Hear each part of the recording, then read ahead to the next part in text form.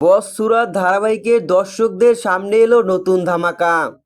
এই ধারাবাহিকের দর্শকেরা এবার অসাধারণ পর্ব দেখতে চলেছে। পাগলা গারদ থেকে জামালকে নিয়ে পালালো মায়া, দেখে চমকে গেল ফাতেমা।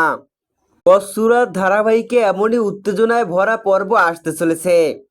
ইতিমধ্যেই এই ধারাবাহিকের পর্বে দেখা যাচ্ছে মায়া ও মরিয়ম জামালের সাথে দেখা করার জন্য পাগলা গারদে আসে।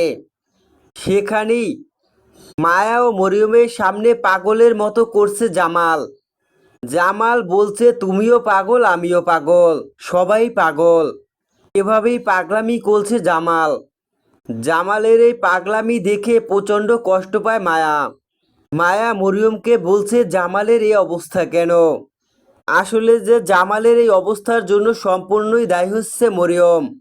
মরিয়মই ফ্যামিলির সবার সাথে মিলে জামালের এত বড় সর্বনাশ করেছে। সব কিছুই জামালের সম্পত্তির লোভে। দেখা যায় সেখানে জামাল সুস্থ অবস্থায় থাকা সত্ত্বেও পাগলের অভিনয় করছে মরিয়মের সামনে। মরিয়ম যখনই চলে যায় তখনই দেখা যায় মায়ার সাথে একান্তে কথা বলে জামাল। জামাল সুস্থ অবস্থায় মায়াকে সব বিষয়ই খুলে বলে।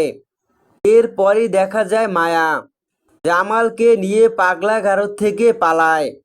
সেখানেই মায়া জামালের হাত ধরে পালিয়ে যাচ্ছে।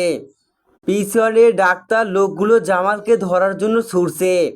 আর তখনই এসবে লুকিয়ে দেখতে পায় মরিয়ম। মরিয়ম লুকিয়ে সবটা দেখে চমকে ওঠে। তো বন্ধুরা, বস সুরত ধারাবাহিকের দর্শকেরা এমনই উত্তেজনায় ভরপুর আগামীতে দেখতে পাবে।